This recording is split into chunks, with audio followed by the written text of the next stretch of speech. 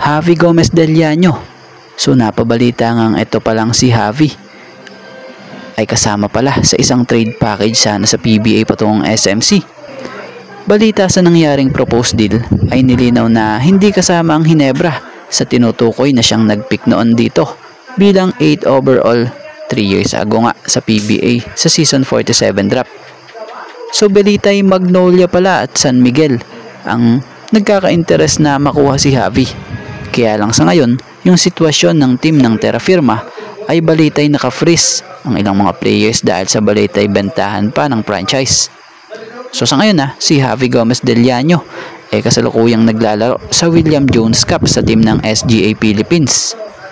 So magkataon at matuloy yung possible trade na ito sa SMC, possible balik PBA ito kung magkataon dahil wala na rin naman siyang babalikan sa KBL dahil tuluyan na nga siyang inalis ng team ng Anyang na siyang sanay team na mag-extend sa kanya sa paglalaro sa KBL. So di na tayo magtataka kung bakit gano'n na lamang din kagusto ng mga teams sa PBA itong si Javi dahil sa pagiging shooter nga nito.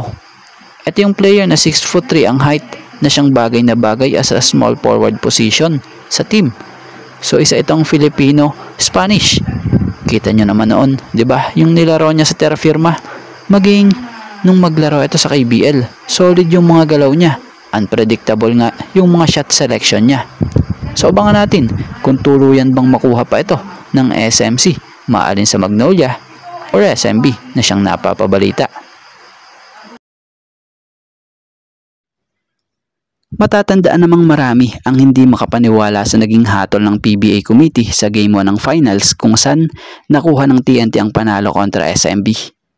So marami nga ring mga analyst at mga PBA players ang nagbigay opinion dito.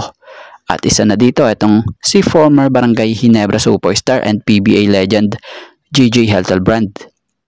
7 years in the league, ngayon niya nga lang nasaksihan ang ganitong sitwasyon. Kung mapapansin nyo masasabi mo na hindi talaga bias itong si JJ kung saan wala nga siyang pakialam kung tutuusin sa team ng TNT at SMB dahil purong Ginebra or solid Ginebra team ito. Talaga namang dun lang siya talaga nagulat sa nangyari dito sa dunk na ginawa ni Mo at naging hatol na kung sa ay puntos na binawi pa. Ang matindi pa niyan dun pa sa crucial. So batay nga sa pagkakaintindi natin sa kwentuhan nila JJ sa PBA Moto Club at nitong si Mr. Rico and JJ.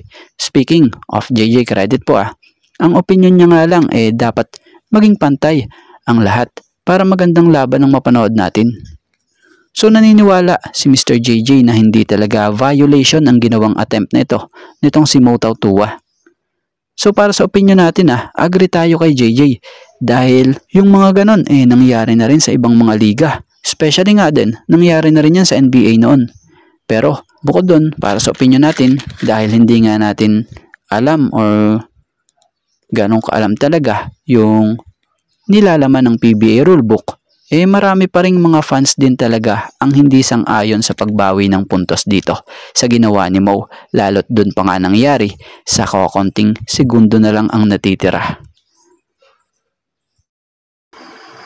At about dito kay Vic Manuel, ang big man na handang magserbisyo at makatulong sa team ng Ginebra.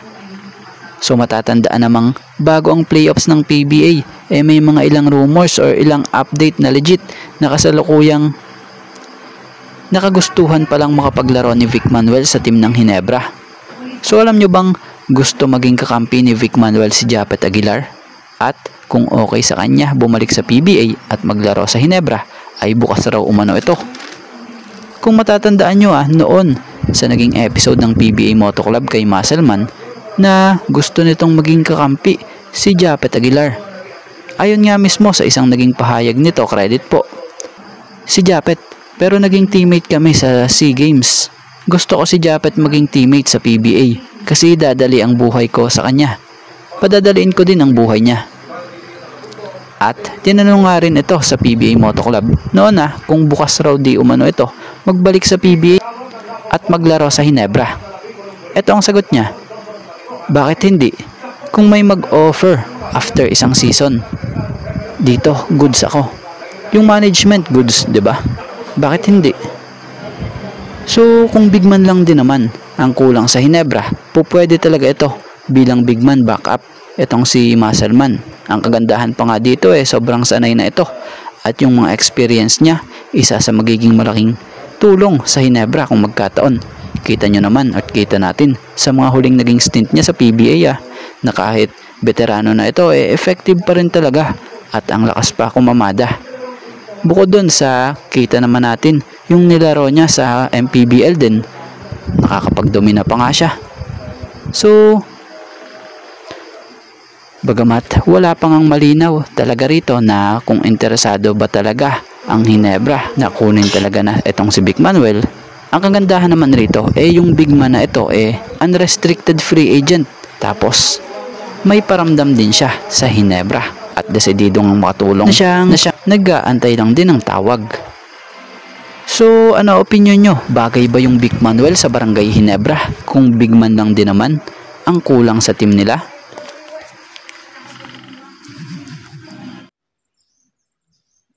At dito tayo sa patungkol kay Stanley Pringle. So kumpirmado nga na pumirma na ng 2-year free agent contract si Stanley Pringle para sa Rain or Shine na siyang kinumpirma nitong si Coach Xiang Yao. Bukod kay Coach Xiang Yao, nag-post na nga rin po or update sa social media ang Ross na sinasabi nilang credit po. Welcome to the bayan ng Ross family, Stanley Pringle. We're excited to announce that the former number 1 overall pick in 2014 and 4-time PBA champion is joining the Rain or Shine Elasto Painters after signing a 2-year deal as a free agent. With his talent and championship experience, he will be a valued addition to the team as we chase greater heights in season 50. Let's get to work, Stanley. So good ito para kay Stanley Pringle. Matatandaan namang unrestricted free agent na itong si Stanley Pringle bago nakapirma sa Ross. So dahil nga sa tagal na rin ni Stanley Pringle sa liga, ay allowed na siyang makapili ng team na gusto niya na may maayos na offer sa kanya. So si Stanley Pringle inaasahang magiging malaking tulong sa Ross sa season 50 ng PBA dahil sa bit-bit nga na experience niya. Bukod doon, andon pa din niya kay Stanley Pringle ang init talaga ng laro niya, na kung sa kasalukuyang conference nagtala nga ito ng disenteng mga stats like 13.18 points per game, 3.82 rebounds per game, and 2.82 assists per game. So maganda pa sa nangyayari kay Pringle, kahit na 38-year-old na nga ito, ay nakakuha pa nga rin ito ng 2-year contract sa PBA para sa team ng Ross. So, kung tutuusin bibihira ang ganito sa edad niyang ito. Kaya maswerte pa rin talaga si Stanley Pringle. At syempre, maging ang Ross dahil mahusay pa rin naman magpahanggang ngayon ang isang Stanley Pringle. At bago nga ang lahat, baka naman po pwedeng makahingi ng isang subscription para sa ating channel or paki-follow na rin po kung nagustuhan nyo ang ating mga basketball update. At kung ito na may makakabigat para sa inyo, kahit isang like and share na lamang po. Maraming salamat po.